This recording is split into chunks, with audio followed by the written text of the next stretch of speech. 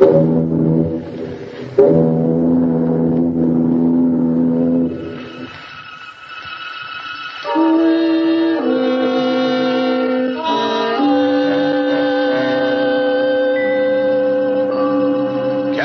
B-13. Tonight, from his notebooks of the strange and sinister, Dr. Fabian tells you the story of The Bride Vanishes.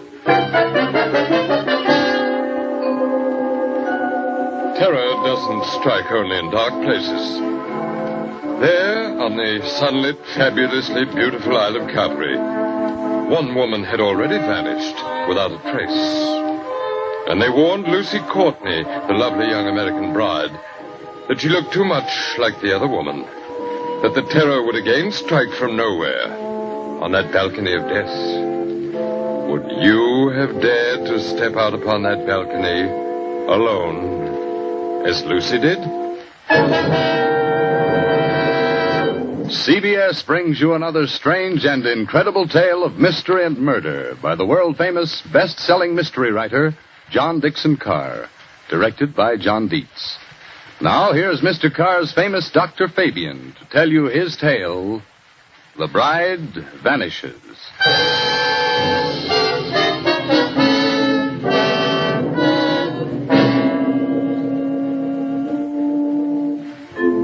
Blue water, a dazzle under the sun. Behind you, the bone-white beaches, and Vesuvius, dull purple in a heat haze. And the island of Capri, 20 miles out across the Bay of Naples.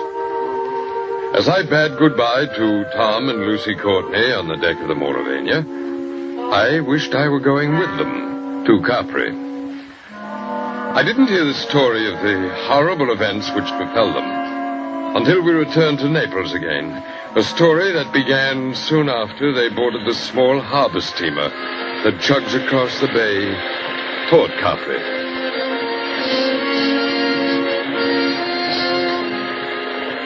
It's the most perfect place for a honeymoon, Tom. Oh, it's heaven. With you along, Lucy, I'll become the best painter in the world in less than 2 weeks. Well, I hope you'll take some time off for me. Don't worry, darling. There'll be lots of time for us. Even with all the colors in the world at hand.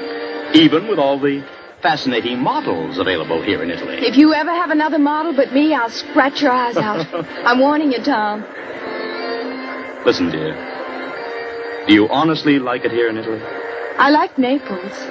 I love the way they run around singing Neapolitan songs to each other. And I like the color and the sailboats and the little lights going up Vesuvius at night. Only... You shivered. What's wrong?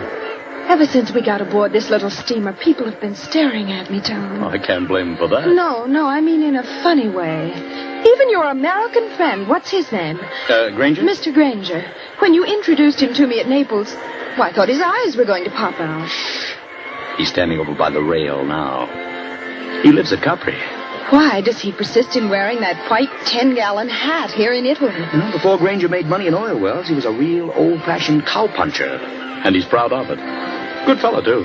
Well, he's too polite to say anything, but he keeps looking around at me. Well? He looks frightened. Frightened? This isn't the time to start imagining things, Lucy. Oh, I know. Maybe I'm just so happy, I'm afraid it can't last. Oh, don't say that. Oh, but wouldn't it be awful if something did happen, Tom, and we weren't together any longer? Hey, wait a minute. Hasn't our ship stopped? Oh, yes, I hadn't noticed. Seems a funny place to stop. No sign of a harbor, only rocks and little gray cliffs. Oh, Mr. Granger. Mr. Granger. Yes, young fella? Do you happen to know why we're stopping here? Well, that's an easy one, son. We're stopping so that you and your good lady and anybody else who's curious can get a look at the Blue Grotto. The Blue Grotto? Where is it, Mr. Granger? Shade your eyes with your hand, ma'am. You see that tiny little arch under the cliff?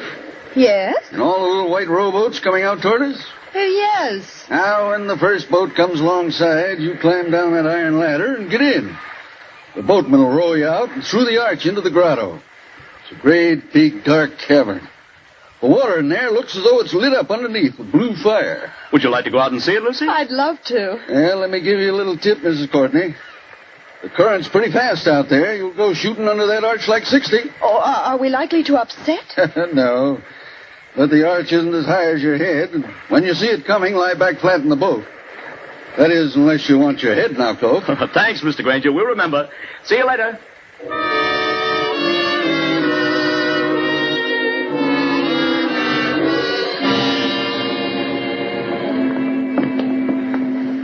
Easy on the ladder, Lucy.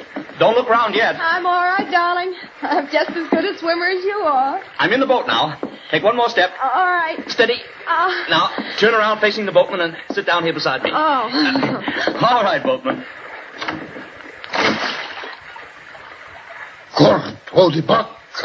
Tom, what's the matter with the boatman? Hey, easy, man. Do you want to upset us? Sit down. You come back, yes? Come back? Well, I've never been here before in my life. Push off, man. Start rowing. The other boats are piling up behind you. You come back. Start rowing, can't you?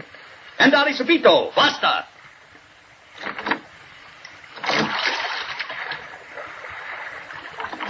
Tom, he can't take his eyes off us. I wish he'd watch out where he's rowing.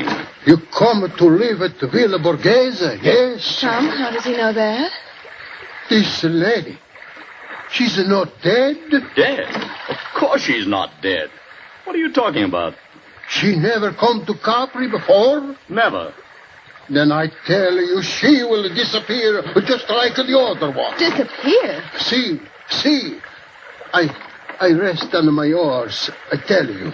Tom, aren't we moving rather fast? Yes, that's the entrance to the grotto ahead. I tell you, there was a lady, so much like you. For the back, it scared me. Look, old man, I don't want to teach you your business, but you've got your back to that grotto. Take this lady back where she come from. Don't take her to village of Borghese. Down, Lucy. The current's taking us into the grotto. Flatten your back. Down.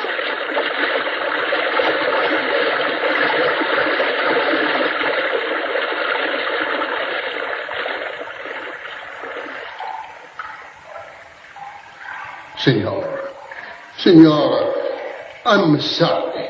I almost make you to get hurt. You know you nearly got your own head knocked off. Excuse me, no, I'm used. Now, I will row you around the Blue Grotto.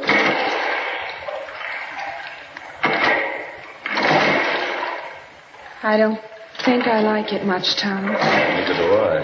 It's dark, except for that blue light under the water. It's transparent. You can see the fishes swimming. Just a minute, boatman. This lady who disappeared from the Villa Borghese. 2-3 years ago, she disappeared. You say she looked exactly like my wife? Si, senor. She was going to be married. She was trying on, a wedding dress. Her mother and sisters, they was in the room with her. She walked out on a balcony over the sea. You know what I mean by balcony over the sea. And nobody ever heard of her again. You mean she jumped over into the sea? Oh, young girl going to be married to kill herself? No. Then what did happen? Senor, I do not know. But sometimes they say you can meet her ghost. In here. She floated just under the water where you could see her.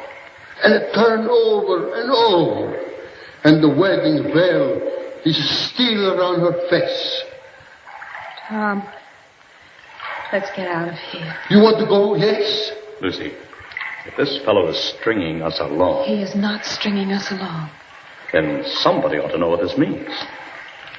If we've inherited a haunted balcony where people disappear like soap bubbles, I say it's too much.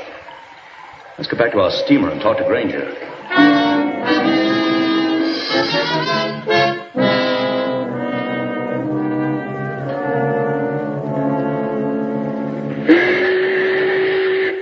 Mr. Granger!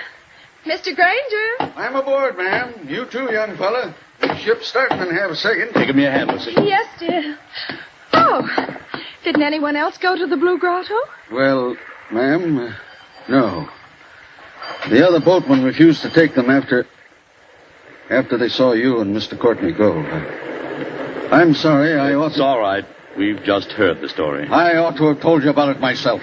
All the way out here, I've been cussing myself and thinking what an ornery old badger I am for not telling you when I first met you in Naples. The girl did vanish, then? By a first-rate miracle, yes. In broad daylight, within 20 feet of her mother and sisters. You don't look like a man who'd believe in miracles, Mr. Granger. I'm not, son.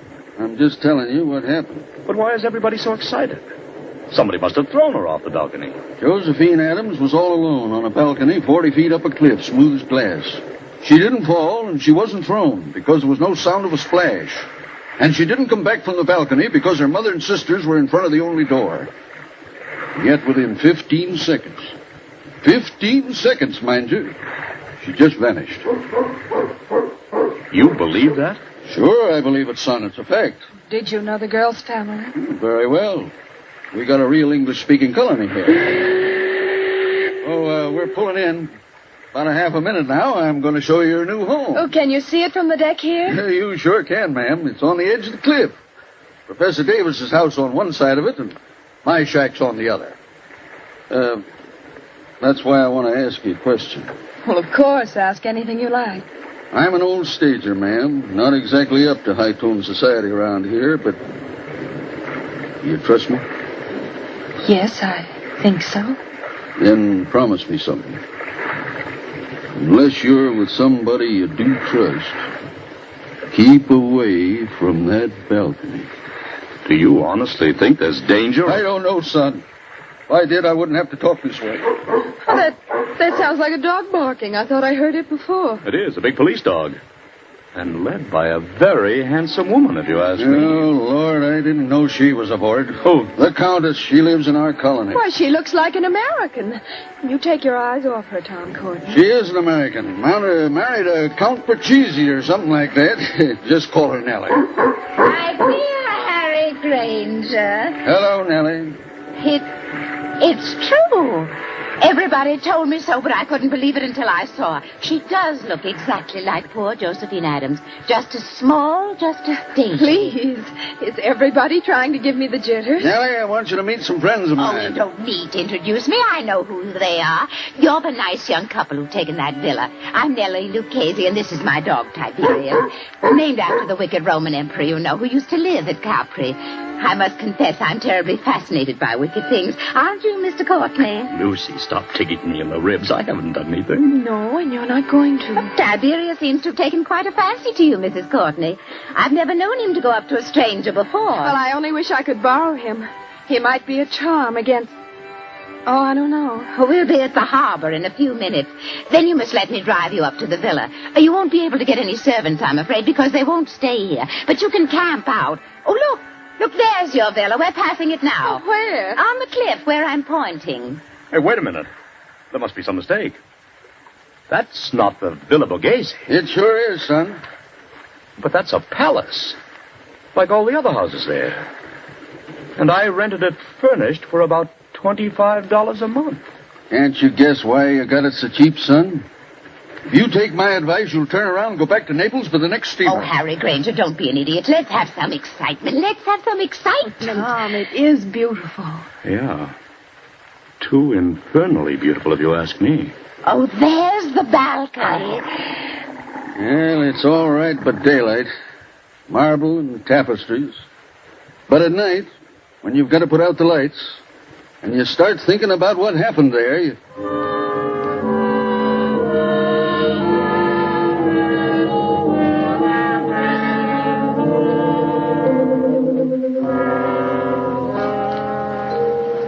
The moon over Capri makes a deathly daylight.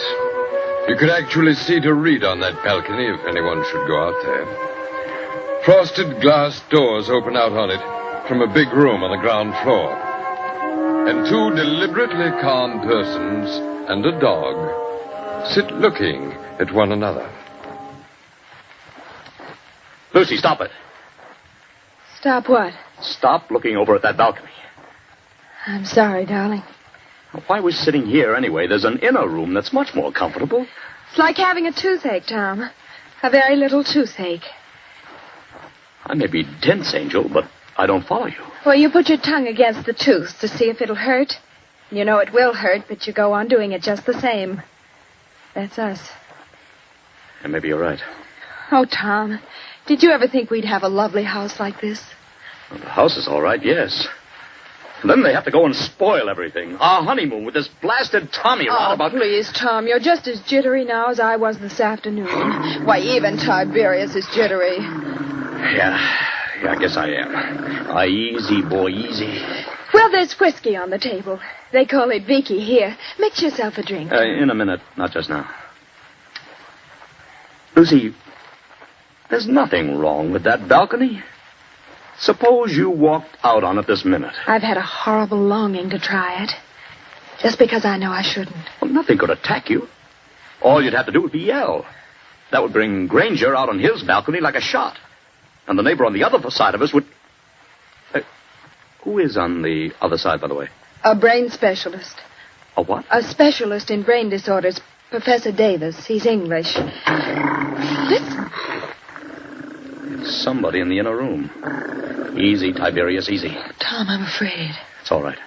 You hold Tiberius's collar while I open the door. Here, boy. We don't want him to fly at anybody.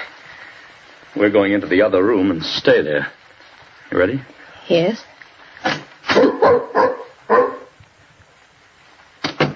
Good evening, Mr. Courtney.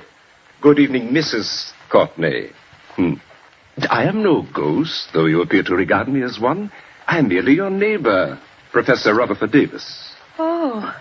Oh, yes, of course. Mr. Granger mentioned you. I trust you will pardon this intrusion. No one answered my knock, so I ventured to come in. Oh, it's no intrusion, Professor Davis. We're a little disorganized here, that's all. Oh, naturally. Mr. Courtney, I wish I could say welcome to Capri. But I have a very different message. Well? If you value Mrs. Courtney's life, you'll go back to Naples immediately. Not you, too. I do not say that as a ghost hunter, sir. I say it as a specialist. May I sit down? Oh, of course. Please do. Thank you. Oh, we seem to be forgetting our manners, Professor Davis. Will you have a drink? Thank you. Perhaps a small whiskey. I'll get it, darling. You sit down and talk to Professor Davis. You're not going back into that room alone. I'm only going to get the drinks, Tom. And I promise to be good. Tiberius can come with me, can't you, Tiberius? Oh, I see. You've borrowed Tiberius from the Countess Lucchese. Yes, she was kind enough to offer him. You gentlemen will excuse me. I'll be back in just a minute. Come on, Tiberius.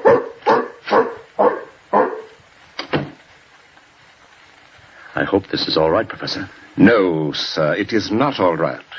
Your wife is in very great danger, sir. But why? Because of that balcony? No, because she looks exactly like the late Josephine Adams. I don't get it. Mr. Courtney, did you ever hear of paranoia? It's some kind of mental disease, isn't it? Yes. The paranoid begins by imagining that he or she is being persecuted by someone. Persecuted by the most unlikely and harmless kind of person as a rule.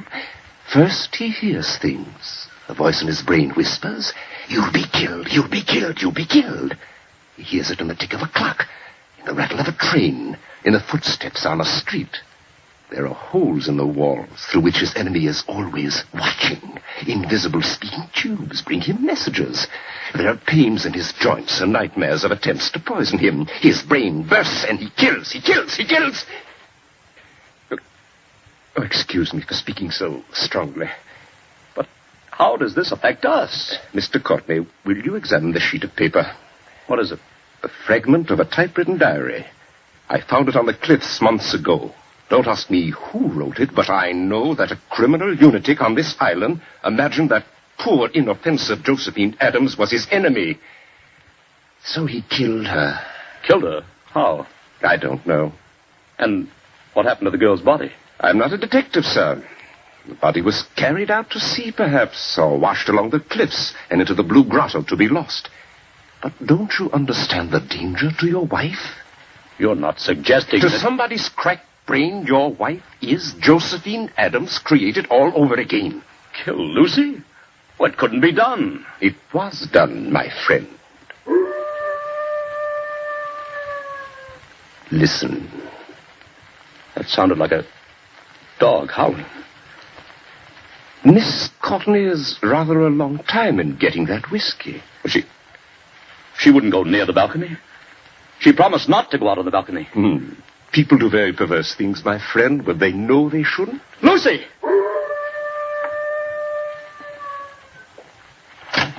Lucy!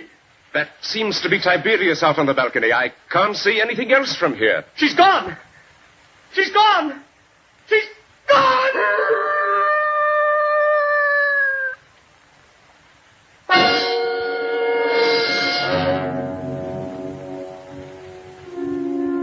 An empty balcony, a howling dog, and a sea turned clear silver under the moon.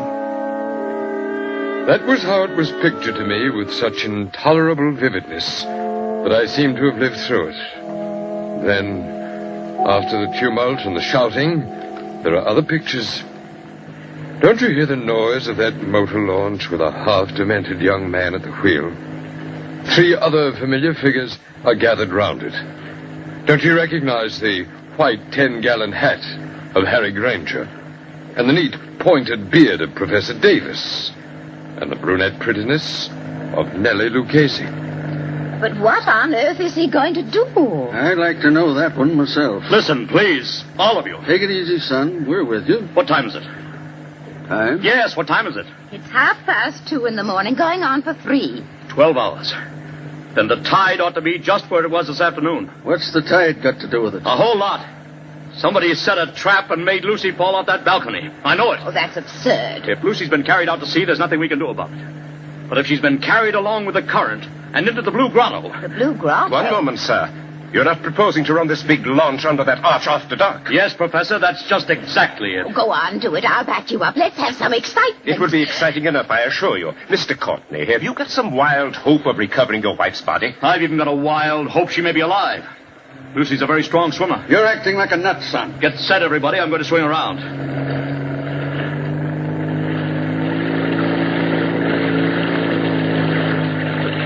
We're in the current now. Better hold tight. I've got to duck my own head when we go through. Everybody else flop down. I still protest against this. Don't you understand, Mr. Courtney? Get ready. Here we go.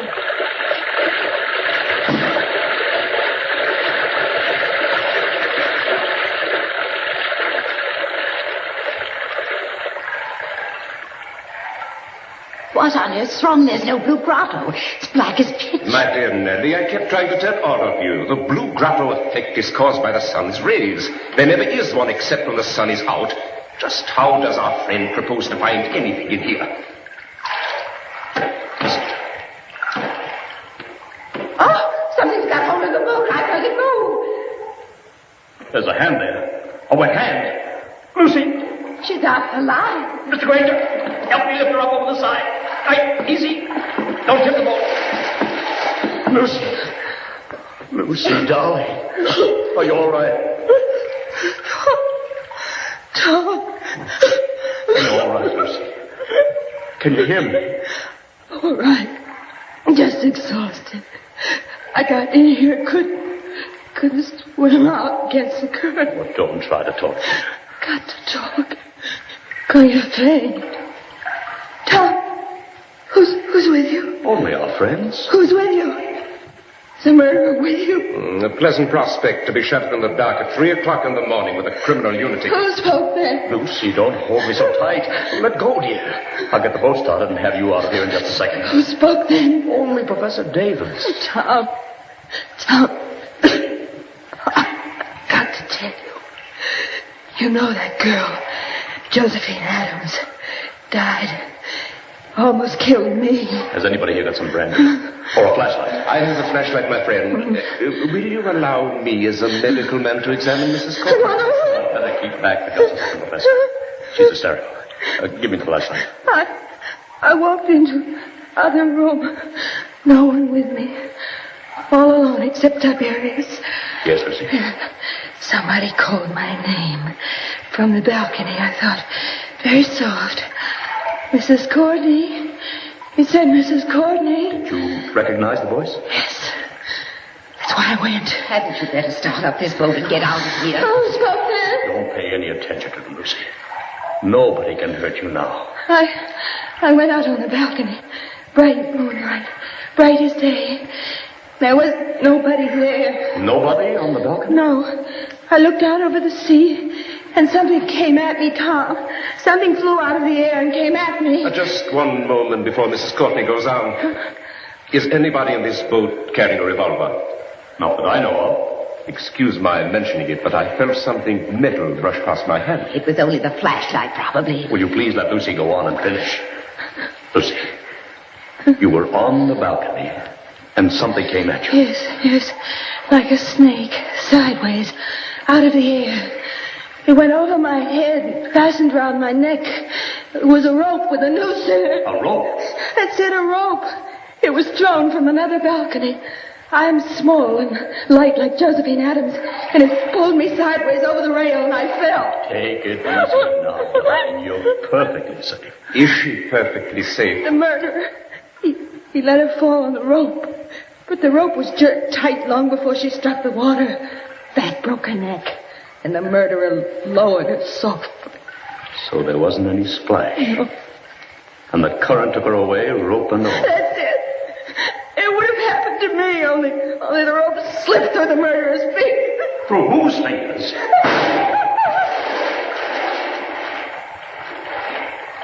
Somebody in this boat has got a revolver. Who's overboard? Somebody went. Switch on that light, my friend, and shine it on the water. All right, Professor. There's your light. Look at it.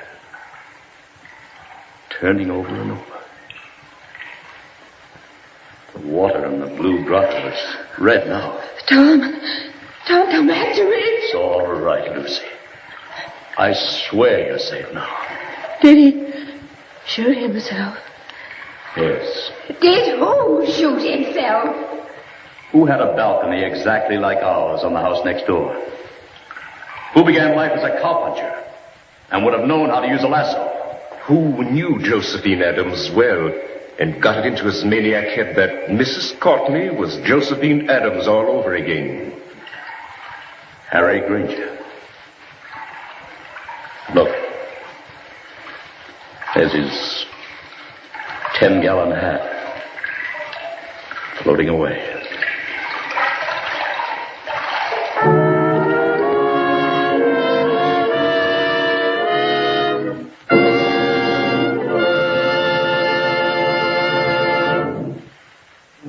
And so ends my story, which, while your own honeymoon may have ended, you may do well to remember next time you plan a vacation in sunny, carefree, whatever its name is.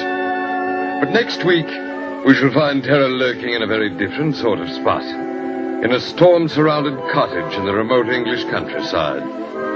It's the story of a girl who married a man she knew too little about, a tale of poison, and of a rat that played the accordion in a cupboard. And so, next week when I tell you this strange tale for which I use the phrase, "Till death do us part," won't you join me, Dr. Fabian, in my cabin B-13?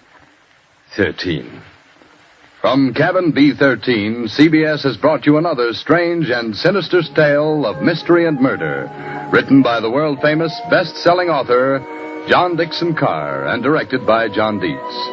Arnold Moss is featured as Dr. Fabian, and in tonight's drama, Joseph Curtin appeared as Tom Courtney, Mary Patton played Lucy, and Rod Hendrickson was heard as Mr. Granger.